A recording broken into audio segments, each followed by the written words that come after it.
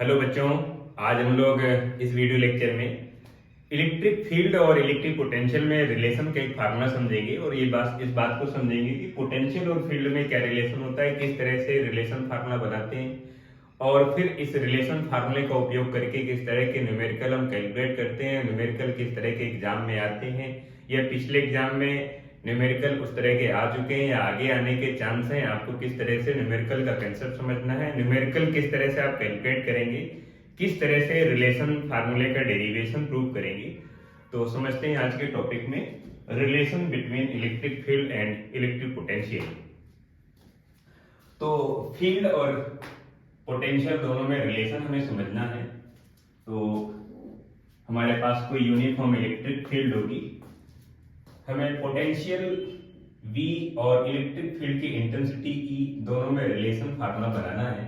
इन दोनों में क्या रिलेशन है, ये हमारे पास कोई यूनिफॉर्म इलेक्ट्रिक फील्ड हो गई, ये यूनिफॉर्म इलेक्ट्रिक फील्ड हो गई और इस इलेक्ट्रिक फील्ड के पॉइंट A से किसी चार्ज पार्टिकल को किसी दूसरे पॉइंट तक ले जाना है। जैसे वो पॉइंट है हमारे पास B और पार्टिकल को A से B तक ले जाना है और A से B तक ले जाने के लिए ये हमारे पास स्मॉल डिस्प्लेसमेंट है, जिसे आप dr कह सकते हैं। और अगर इस लाइन को और आगे तक बढ़ाते हैं तो इस तरह से बढ़ा सकते हैं। टोटल जो डिस्प्लेसमेंट होगा वो r है, बट ये स्मॉल डिस्प्लेसमेंट A से B के बीच का जो डिस्प्लेसमेंट है वो dr है।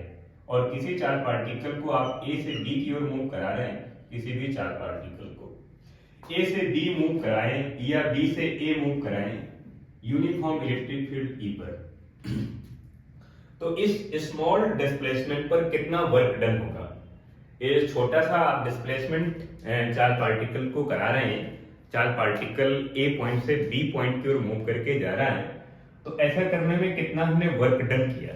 वर्क डन की वैल्यू पहले कैलकुलेट करते हैं। Work done in uniform electric field, work done in uniform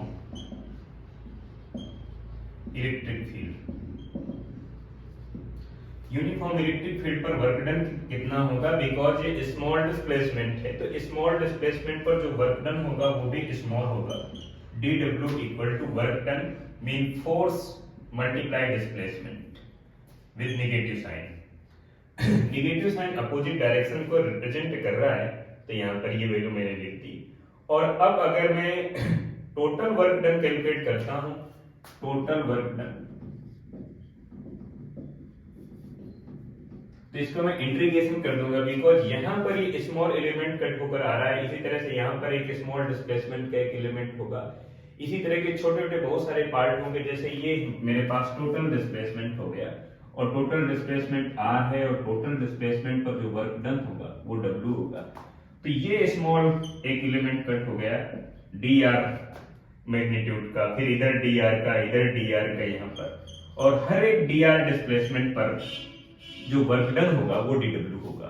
तो नेट वर्क डन आपको कैलकुलेट करना है, तो आप इस सभी छोटे छोटे पार्ट का आप समेशन कर देंगे, मैंने इंटीग्रेशन कर देंगे, तो टोटल वर्क डन हो जाएगा। आप इसका इंटीग्रेशन करेंगे तो integration dw equal to negative sign integration vector f dot vector dr। क्योंकि आप a से b की ओर मूव करा रहे हैं तो आप लिमिट यहाँ पर a से b लिख सकते हैं। यहाँ पर वर्क डन की लिमिट है 0 से w की, ये हो जाएगा w इक्वल टू नेगेटिव और इधर हो जाएगा a से b की लिमिट में vector f dot vector dr। और अगर इस इक्वेशन में दोनों तरफ आप चार्ज से डिवाइडेशन कर दें, चार्ज से डिवाइडेशन करें या चार्ज से ना डिवाइडेशन करके आपके पास फार्मूला है vector f equal to charge multiply field intensity, ये आप लिख सकते हैं। अगर आप ऐसा करेंगे या चार्ज से दोनों तरफ से डिवाइड कर दें, एक ही बात है। तो मैं फोर्स की वैल्यू यहाँ पर लिख देता हूँ, work done equal to negative sign integration a से b की लिमिट में वेक्टर की वैल्यू है q times electric field dot dr displacement. Charge बाहर आ जाएगा तो इधर हो जाएगा work done equal to negative charge and a से b की लिमिट में e डॉट dr हो जाएगा। और अगर ये चार्ज नीचे आ जाएगा तो work done divide by charge, ये पोटेंशियल का फार्मूला बन जाता है, इलेक्ट्रिक पोटेंशियल। तो मैं इसे नए फार्मूले के रूप में लिखूंगा, तो मेरे पास हो जाएगा work done divide by charge, ये चार्ज इसके डिवाइडेशन में आ जाएगा, इक्वल नेगेटिव साइन इंटीग्रेशन ए से बी की लिमिट में ई डॉट डी आर है। और ये हो जाएगा हमारे पास पोटेंशियल, इसको आप पोटेंशियल कहेंगे, ये हो जाएगा पोटेंशियल। आप इसे v कह सकते हैं, तो v equal to negative a से b की लिमिट में, और इधर हो जाएगा e डॉट डी आर, ये हो जाएगी वैल्यू। क्योंकि ये मेरे पास जो पोटेंशियल है, आप इस पोटेंशियल को आप ऐसा लिख सकते हैं, integration dv equal to b, a से b की लिमिट में, क्योंकि आप a से b की ओर मूव करा रहे हैं, तो पोटेंशियल डिफरेंस जो होगा a और b के बीच का, ये होगा। यहाँ पर पोटेंशियल कुछ और होगा, यहाँ पर पोटेंशियल कुछ और होगा, यहाँ पर पोटेंशियल है VA और यहाँ पर पोटेंशियल है VB, तो ये गैप आ रहा है पोटेंशियल डिफरेंस में, इतना गैप आ रहा है, इतना गैप, और इस गैप को आप पोटेंशियल डिफरेंस कह रहे हो, डेल्टा B या B आप कह सकते हैं। जहां पर मेरे पास V है वहां पर मैं इंटीग्रेशन dV लिख सकता हूं। तो अगर ये वैल्यू लिखी जाए तो यहाँ पर एक नया फार्मूला बनकर आएगा, A से B की लिमिट में potential difference dV equal to negative sign integration A से B vector E dot vector dr, और इसको इस तरह से भी लिखा जा सकता है, dV equal to E dot dr, ऐसा लिखा जा सकता है, नेगेटिव साइन। और अगर आप E इक्वल टू लिखेंगे तो माइनस का dV डिवाइड बाई dr हो जाएगा। ये r के रिस्पेक्ट में है। अगर इलेक्ट्रिक फील्ड को आप लिखेंगे r के रिस्पेक्ट में तो ये लिखा जाएगा, और अगर इसी को x के रिस्पेक्ट में लिखना चाहेंगे, यानी x एक्सिस के अलोंग कितनी फील्ड है, y एक्सिस के अलोंग कितनी फील्ड है, z एक्सिस के अलोंग कितनी फील्ड है, तो आप x के रिस्पेक्ट में लिखना चाहें तो उसको भी लिख सकते हैं। अगर यहाँ से इसका मैं मैग्नीट्यूड लिखूंगा, तो इसका अगर मैं मैग्नीट्यूड लिखूंगा ER, इसका मैग्नीट्यूड तो नेगेटिव साइन इसका रिमूव हो जाएगा, mod of dV divide by dr हो जाएगा। इसी तरह से इलेक्ट्रिक फील्ड की वैल्यू में x एक्सिस के अलोंग अगर लिखूंगा तो मैं लिख सकता हूं Ex equal to negative dV divide by dx। अगर y एक्सिस के अलोंग में फील्ड की वैल्यू लिखूंगा तो Ey equal to negative sign dV divide by dy। अगर z एक्सिस के अलोंग लिखता हूं तो Ez equal to negative sign dV divide by dz। ये मेरे पास वैल्यू हो जाएगी इलेक्ट्रिक फील्ड, और ये रिलेशन आ जाएगा फील्ड इंटेंसिटी एंड पोटेंशियल में, इलेक्ट्रिक पोटेंशियल में रिलेशन आ गया। ये मेरे पास इस तरह की एप्लीकेशन बनकर आई है कि अगर मैं पोटेंशियल का डिस्प्लेसमेंट के रेस्पेक्ट में डिफरेंशिएशन करता हूं, अगर मैं पोटेंशियल का डिस्प्लेसमेंट के रेस्पेक्ट में अगर मैं डिफरेंशिएशन करता हूं तो मुझे फील्ड मिल जाएगी। माने पोटेंशियल का अगर मैं डिफरेंशिएशन करूं विद रिस्पेक्ट टू डिस्प्लेसमेंट तो आपको फील्ड मिल जाएगी, फील्ड। तो इसका एक जस्ट उल्टा एप्लीकेशन भी बन सकती है। कैसे? जैसे आपने वेलोसिटी और डिस्प्लेसमेंट का एक रिलेशन पढ़ा है, एक्सेलरेशन और वेलोसिटी का एक रिलेशन पढ़ा है, करंट और चार्ज का एक रिलेशन फार्मूला पढ़ा है कि I इक्वल टू आप लिखते हैं dq डिवाइड बाई dt। तो यहां से आप देखते हैं कि अगर आप चार्ज का टाइम के रिस्पेक्ट में आप डिफरेंशिएशन करते हैं तो करंट मिल जाती है। तो जस्ट उल्टा भी होता है कि आप I का अगर इंटीग्रेशन कर देंगे टाइम के रिस्पेक्ट में तो चार्ज मिल जाएगा। ठीक इसी तरह से यहाँ पर भी यही कंसेप्ट है कि अगर डिस्प्लेसमेंट के रिस्पेक्ट में पोटेंशियल का डिफरेंशिएशन करेंगे तो आपको फील्ड मिलेगी, लेकिन फील्ड का अगर आप इंटीग्रेशन करते हैं डिस्प्लेसमेंट के रिस्पेक्ट में तो पोटेंशियल मिल जाएगा। ये जस्ट इनवर्स एक रिलेशन फार्मूला है, इसको आपको ध्यान में रखना है। तो इस तरह का एक रिलेशन फार्मूला है जो हमारे पास एक कंप्लीट डिफरेंशिएशन को बताता है, लेकिन अगर पार्शियल डिफरेंशिएशन के फॉर्म में इसको लिखेंगे तो लिख सकते हैं। कैसे लिखेंगे?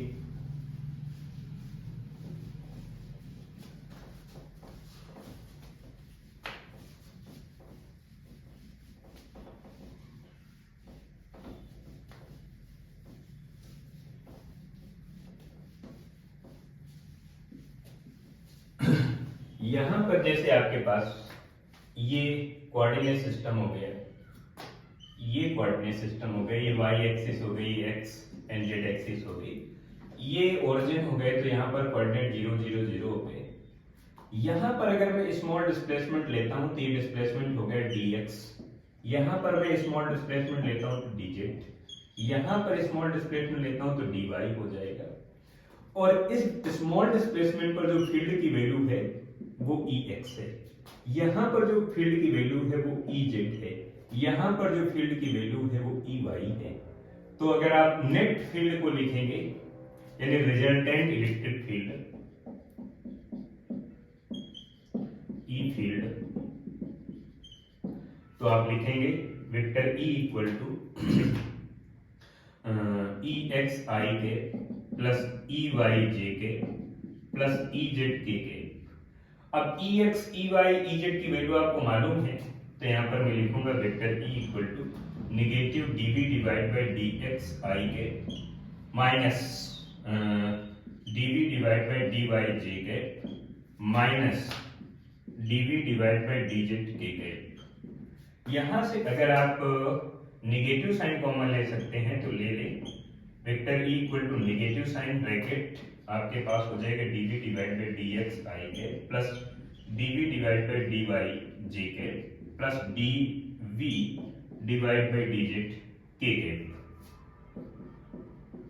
इस तरह की वैल्यू हो जाएगी। ये तो कंप्लीट डिफरेंशिएशन का फार्मूला हो गया। अगर आप पार्शियल डिफरेंशिएशन का फार्मूला लिखते हैं तो आप इसको लिख सकते हैं E R equal to negative del V divide by del R, del V divide by del R. जैसे आपने फील्ड की वैल्यू लिखी थी कंप्लीट डिफरेंशिएशन में E R equal to negative DV divide by D are.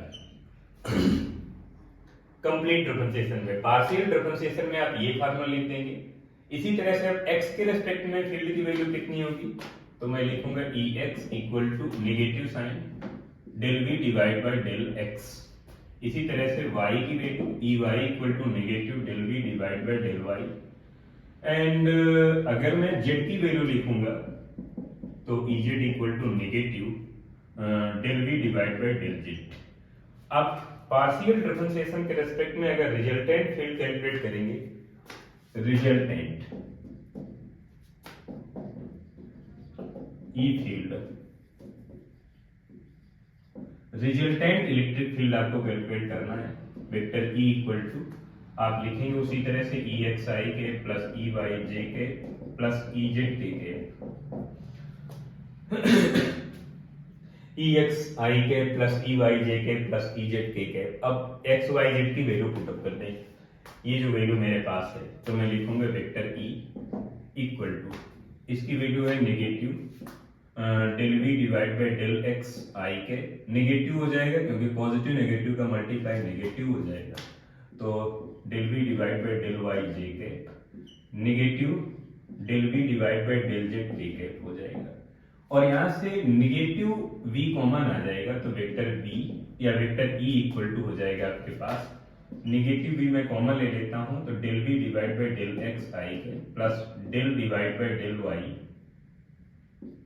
j के, और फिर इधर हो जाएगा plus del divide bye del z के। और अगर इसका मॉड ऑफ कैलकुलेट करेंगे तो वेक्टर E का mod of equal to E equal to इसका पूरे का मॉड ऑफ हो जाएगा, या आप इस तरह से लिख दें नेगेटिव v, इधर हो जाएगा del divide bye del x plus del divide bye del y और plus del divide bye del z। जितना ब्रैकेट के अंदर आपको दिख रहा है इसे कहते हैं ग्रेडियंट ऑपरेटर कहते हैं। तो जितना ब्रैकेट के अंदर है इसे ग्रेडियंट ऑपरेटर कहते हैं, ग्रेडियंट ऑपरेटर। ग्रेडियंट ऑपरेटर का सिंबल ये है, ग्रेडियंट ऑपरेटर इक्वल टू इधर हो जाएगा ब्रैकेट के अंदर वाली value del divide bye del x plus del divide bye del y plus del divide bye del z। और ये वैल्यू मैं यहाँ पर अगर पुटअप कर दूं तो मेरे पास जो फील्ड की वैल्यू आ जाएगी E equal to negative v और इधर हो जाएगा ग्रेडियंट ऑपरेटर। तो ये रिलेशन फार्मूला बन जाएगा मेरे पास field intensity E and potential electric potential के साथ रिलेशन फार्मूला बन जाएगा। अब इससे एक एप्लीकेशन देखते हैं, एक न्यूमेरिकल हल करने की कोशिश करते हैं कि किस तरह का न्यूमेरिकल आता है और आप उस न्यूमेरिकल को कैसे कैलकुलेट करेंगे। और एक न्यूमेरिकल मैं आपको कैलकुलेट करके सिखाता हूँ, उसका कंसेप्ट सिखाता हूँ। 2-4 न्यूमेरिकल मैं आपके लिए देता हूँ, आप उन सभी न्यूमेरिकल को इसी मेथड से कैलकुलेट करने की कोशिश करेंगे। तो आते हैं एग्जाम्पल में और उसे कैलकुलेट करते हैं।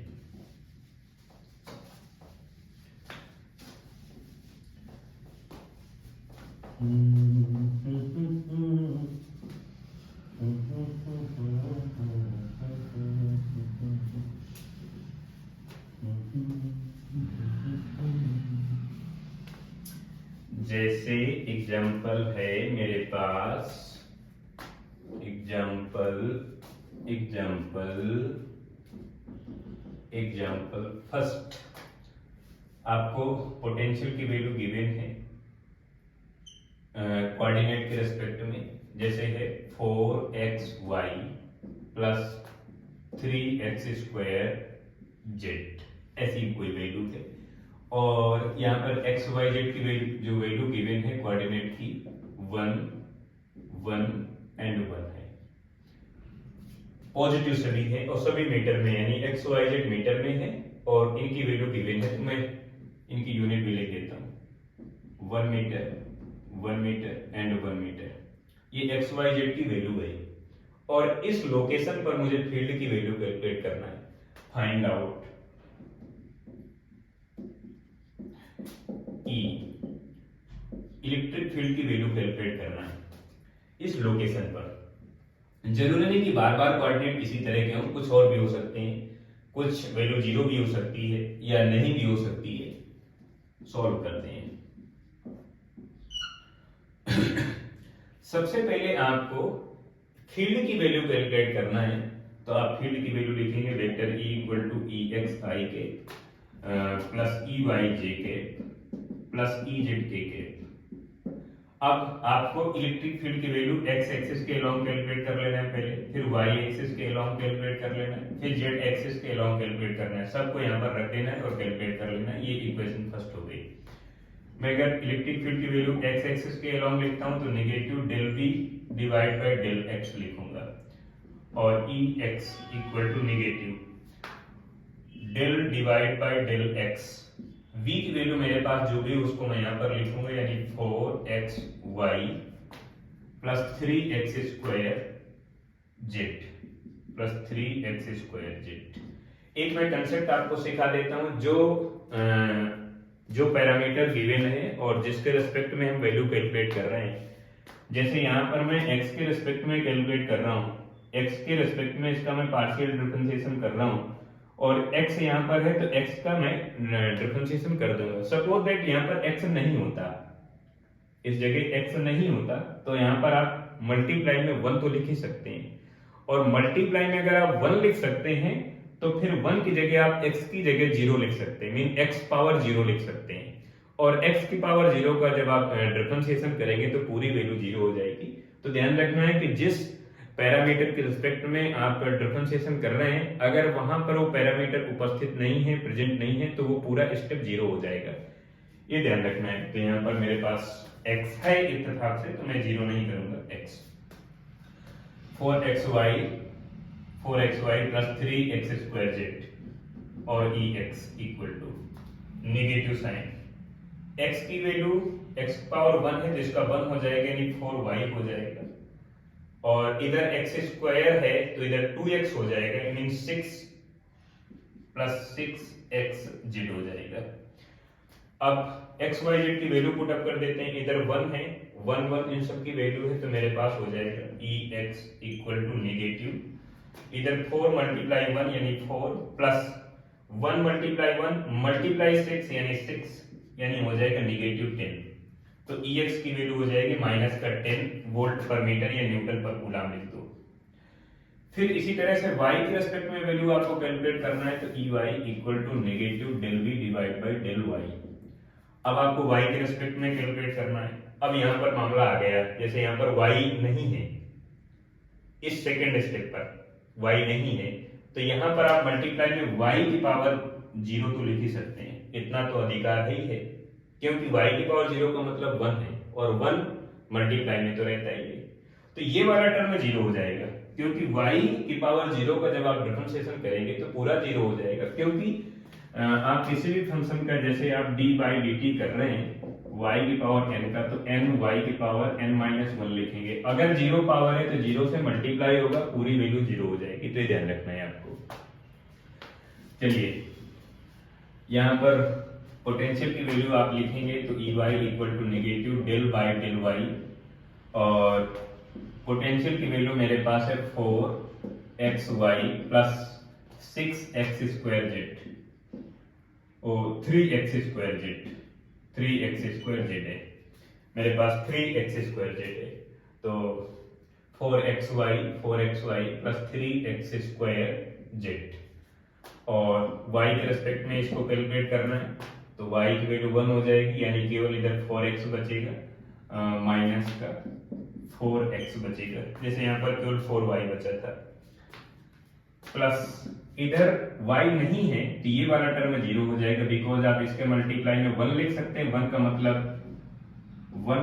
y की पावर 0, और y की पावर 0 का डिफरेंशिएशन 0 हो जाएगा, तो पूरा 0 हो जाएगा। इतना केवल बचा 4x, x का जो कोऑर्डिनेट है वो लिख देंगे 1, तो 1 लिखेंगे, यानी आपके पास हो जाएगा E Y equal to negative 4 केवल बचेगा। इतना हो जाएगा फील्ड की वैल्यू न्यूटन पर कूलम में। इसी तरह से आप जेड एक्सिस के अलोंग फील्ड की वैल्यू कैलकुलेट करेंगे तो E Z equal to negative del V divide bye del Z, value put up करेंगे। बड़ा इजी है न्यूमेरिकल को कैलकुलेट करना, लेकिन आपको उसका कंसेप्ट मालूम होना चाहिए कि किस तरह से आप न्यूमेरिकल को कैलकुलेट करेंगे। न्यूमेरिकल में दी गई वैल्यू, जो गिवन वैल्यू है, उसको किस तरह से आप समझते हैं, न्यूमेरिकल को किस तरह से रीड आउट करते हैं, और न्यूमेरिकल में दी गई वैल्यू को किस तरह से माइंड में रजिस्टर करते हैं, और फिर उसके रिस्पेक्ट में डायग्राम बनाकर उसको सॉल्व करते हैं, उस वैल्यू को यूज करते हैं। ये आपके लिए बड़ी अहम बात है कि आप किस तरह से किसी प्रॉब्लम को समझना चाहते हैं। पोटेंशियल की वैल्यू मेरे पास है 4xy plus 3x square Z, और यहां पर देखो z के रेस्पेक्ट में आप कर रहे हो पार्शियल डिफरेंशिएशन, तो z यहां पर नहीं, तो पहला वाला टर्म 0 हो जाएगा, तो हो जाएगा 0, प्लस इधर z है और z पावर 1 है तो इसकी वैल्यू 1 हो जाएगी, केवल 3x स्क्वायर बचेगा।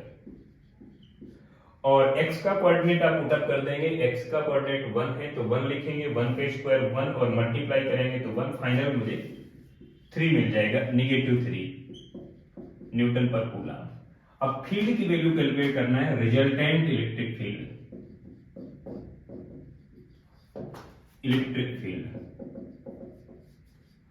तो आप लिखेंगे vector E equal to EX I के प्लस EY J के प्लस EZ K के, और vector E equal to EX की वैल्यू मेरे पास है, ये है 10 माइनस का 10 I के, और इधर भी नेगेटिव हो जाए क्योंकि ये भी नेगेटिव है, कितना 4 J के है, और ये वाली वैल्यू 3 है, -3 के।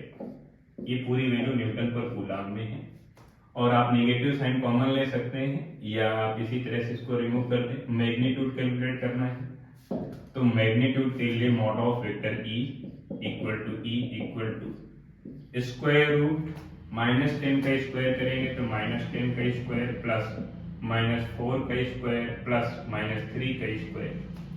आप इसे कैलकुलेट करेंगे तो हो जाएगा 100 प्लस 16 प्लस मेरे पास हो जाएगा 9, तो ये कंप्लीट मेरे पास हो जाएगा 125 हो जाएगा। और अगर ये बाहर निकलेगा तो बाहर निकाल सकते हैं, अदरवाइज न्यूटन पर कूलम आप इसको इस तरह से लिख सकते हैं। ये इलेक्ट्रिक फील्ड का मैग्नीट्यूड हो जाएगा, इस तरह से आप इसको लिखेंगे। और इसी तरह के न्यूमेरिकल प्रॉब्लम में 2-4 आपको देता हूं और आपको कैलकुलेट करना है, सेम इसी तरह से आप ये रिलेशन इस तरह से बनाएंगे। और मैं चाहूंगा कि इस डेरिवेशन को आप एक बार प्रैक्टिस करें और अपने मन से एक बार लगाने की कोशिश करें। तो हालांकि इलेक्ट्रोस्टैटिक्स का एक मेन एप्लीकेशन है, और इस एप्लीकेशन के रिस्पेक्ट में इस एप्लीकेशन की हेल्प से बहुत और डेरिवेशन कैलकुलेट करते हैं, न्यूमेरिकल कैलकुलेट करते हैं, और इसके 2-4 एग्जांपल मैं आपको देता हूं, आप उसे कैलकुलेट करें।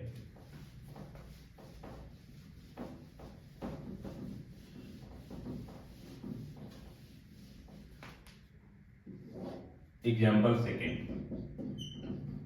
पोटेंशियल की वैल्यू है एक्स वाई जेड कोऑर्डिनेट के रिस्पेक्ट में equal to 10xyz plus 5x² plus 3z²y। और यहां पर जो कोऑर्डिनेट की वैल्यू गिवन है एक्स वाई जेड की जो वैल्यू गिवन है वो 0, 0 एंड -1 मीटर है। यानी x की वैल्यू 0 है, y की वैल्यू 0 है, z की नेगेटिव -1 है। एग्जांपल 3 इसी तरह से v की वैल्यू जो x y z के रेस्पेक्ट में गिवन है आपको वो है x² plus y² z plus z² x। ये पोटेंशियल की वैल्यू गिवन है। और यहां पर जो मैं कोऑर्डिनेट लिखूंगा -1 metre, -2 metre and 0.5 metre plus का। और यहां पर आपको फील्ड की वैल्यू कैलकुलेट करना है और यहां पर भी आपको फील्ड की वैल्यू कैलकुलेट करना है। किस तरह से आप फील्ड की वैल्यू कैलकुलेट करेंगे? आप पहले तीनों एक्सिस के लॉन्ग फील्ड को कैलकुलेट करें, एक्स एक्सिस के along, Y and Z. Formula मैं एक बार और लिखे दे रहा हूं। यहां पर आप Ex लिखेंगे negative del v divide by del x, y value लिखेंगे तो negative del v divide by del y लिखेंगे एंड z की वैल्यू लिखेंगे तो negative del v divide by del z लिखेंगे। और मैं चाहूंगा कि इन सभी फार्मूले का यूज करके आप इन सबको कैलकुलेट करें। फिर रिजल्टेंट आप लिखेंगे vector E equal to EXi plus EYj plus EZk। इन सबको आप प्लस कर देंगे। और अगर आपको मैग्नीट्यूड कैलकुलेट करना है तो इसका मॉड ऑफ कैलकुलेट कर लेंगे। इस एप्लीकेशन में हम इन सभी पैरामीटर को हमने कंप्लीट किया। अगले वीडियो लेक्चर में हम लोग डाइपोल की वजह से टॉर्क को पढ़ेंगे और डाइपोल को यूनिफॉर्म इलेक्ट्रिक फील्ड पर अगर रोटेट करते हैं तो कितना वर्क डन होगा, कितनी एनर्जी होगी, कितनी पोटेंशियल एनर्जी होगी, डाइपोल की वजह से कितनी फील्ड होती है, कितना पोटेंशियल होता है डाइपोल की एक्सिस पर, डाइपोल के इक्वेटर पर। उन सभी पैरामीटर पर चर्चा करेंगे। आज के वीडियो लेक्चर में हम लोगों ने रिलेशन पढ़ा है पोटेंशियल एंड फील्ड पर।